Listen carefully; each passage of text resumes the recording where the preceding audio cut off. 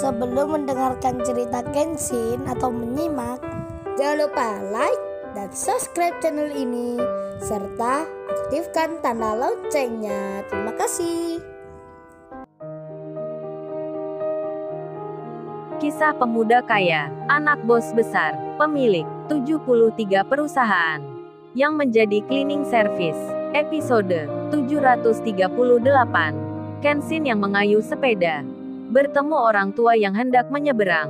Kenshin pun bicara, "Pak, biar saya bantu membawakan barangnya itu. Ditaruh di sepeda saya saja, Pak.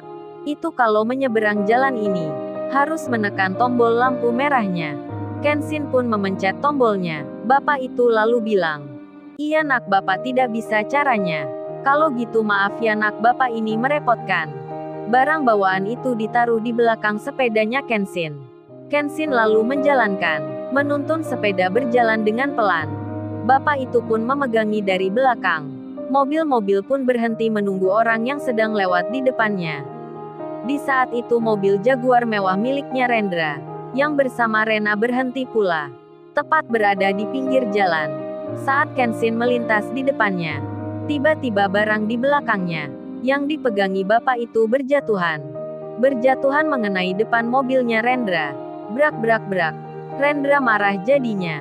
Si Rena sampai kaget dibuatnya. Rena melihat ke depannya, dan Rendra keluar, membuka pintu mobilnya. Rendra langsung marah pada Pak Tua itu. "Hei bapak, ini gimana memangnya sampai menjatuhi mobil saya? Ini lihat sampai lecet jadinya. Apa bisa Pak Tua menggantinya? Berjalan tidak hati-hati, sudah tua tidak tahu diri." Rendra marah sekali. Rena pun tak mendengar apa yang dibicarakan Rendra. Karena di dalam mobil itu memang kedap suara, tak bisa mendengar kebisingan di luar. Lalu Pak Tua dan istrinya itu pun meminta maaf. "Maafkan saya nak, Bapak sudah berumur. Hanya bisa minta maaf saja. Tak bisa memperbaiki. Bapak tak bisa menggantinya. Karena Bapak dan Ibu ini orang miskin." Sementara itu beberapa orang di situ sedang melihat kejadian tersebut. Rendra pun lalu menjawabnya, "Maaf, enak saja Pak Tua ini minta maaf. Sudah mobil saya tergores lecet begini. Bilangnya minta maaf. Makanya kalau berjalan itu pakai mata. Jangan melihat sana sini." Rendra bicaranya tak sopan sekali. Meski pada orang tua yang tak punya. Sedang Kenshin lagi berjongkok, mengambil barang-barang yang terjatuh. Kenshin pun lalu berdiri, tepat sekali di depan mobil Jaguar mewah itu. Seketika itu juga, Rena melihatnya, terkaget-kaget dirinya. Jantungnya berdetak dengan hebatnya. Seperti bertemu cinta pertamanya. Rena pun terkejut luar biasa. Ada Kenshin di depan dirinya. Kok bisa begini? Ada apa ini? Rena deg-degan sekali. Berkeringat langsung dirinya. Tak menyangka melihat Kenshin di sini. Tapi Rena tak berani menyapa. Apalagi keluar dari mobil itu. Karena Rena sedang bersama Rendra. Seorang laki-laki yang baru dikenalnya. Dikenalkan oleh mama dan papanya. Rena bingung bercampur takut dirinya. Kalau Kenshin akan melihatnya. Beruntungnya kaca mobil itu tak terlihat dari luar. Rena yang sangat kaget itu melihat Kenshin yang mengenakan baju cleaning service sambil memegang sepeda biasa, sedang mengikat barang-barang itu. Rena yang masih kaget setengah matinya bertanya-tanya dalam hatinya, kenapa Kenshin ada di sini? Siang-siang bersepeda, pakai baju cleaning service pula. Mau kemana dirinya? Rena bertanya belum tahu jawabnya. Masih melihat Kenshin dengan terkejutnya. Kemudian Kenshin bicara ke Rendra. "Oh ya, yang salah saya mas, bukan bapaknya. Nanti mobilnya saya ganti perbaiki." Rendra menjawabnya, "Lu bicara apa barusan? Mau memperbaiki mobil ini? Jangan mengigo ulu ini. Jangan bermimpi di siang bolong begini. Ini bukan bercandaan. Jangan bercanda denganku. Gua tak suka bermain-main. Lu kerja cleaning service pakai berkata begitu. Apa lu punya uang? Apa lu mau menghinaku?" Rendra bicara sambil tersenyum. Tapi senyumnya senyum yang meremehkan. Di saat itu Rena masih melihatnya. Melihat dari dalam mobil itu. Tentu Rena tak mendengar apa yang sedang dikatakan. Rena masih sembunyi tak berani keluar. Kemudian Kenshin bilang, Ngapain pakai bermimpi segala? Saya akan menggantinya. Memperbaiki rusaknya. Tapi Anda jangan bicara membentak-bentak bapak yang sudah tua ini. Mobil gini saja pakai mengintimidasi segala. Malulah dilihat banyak orang di sini.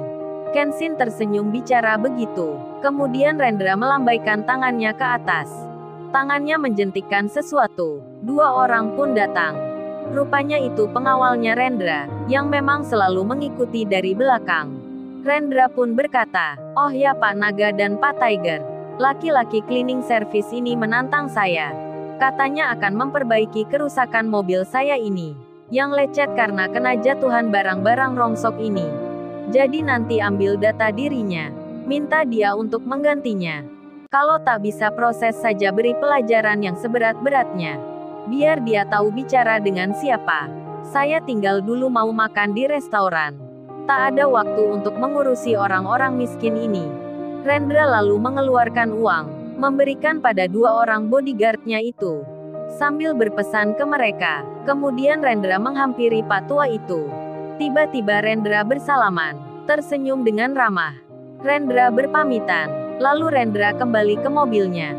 Saat kembali di mobil itu, Rendra lalu bicara ke Rena. "Oh ya Nona Rena, maaf ya tadi aku langsung keluar. Karena melihat ada yang jatuh di depan mobilku. Aku khawatir bapak itu terluka.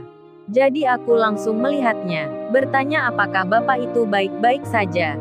Ternyata bapak itu malah takut dan minta maaf ke aku Nona Rena.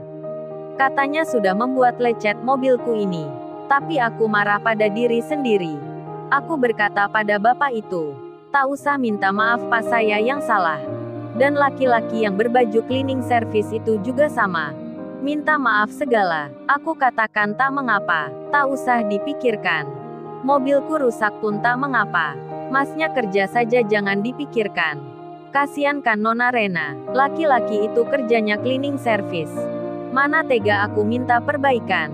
Oh ya Nona Rena, kedua orang yang datang itu adalah pengawalku. Maaf aku baru bilang sekarang. Soalnya kan sama Nona Rena yang cantik. Jadi harus ada yang menjaga di belakang. Dan itu tadi aku berikan uang ke mereka. Agar nanti dikasihkan ke bapak tua itu. Serta pemuda yang kerja cleaning service itu." Rendra bercerita tak sesuai kenyataan. Lain di mulut lain di hati. Rupanya Rendra tersadar tadi, kalau Rena lagi melihatnya. Melihat dirinya yang marah-marah. Makanya, dia bilang begitu. Pura-pura sandiwara, agar Rena menilainya sebagai orang yang baik. Si Rena pun menjawabnya, "Oh begitu ya rupanya, aku baru tahu ini."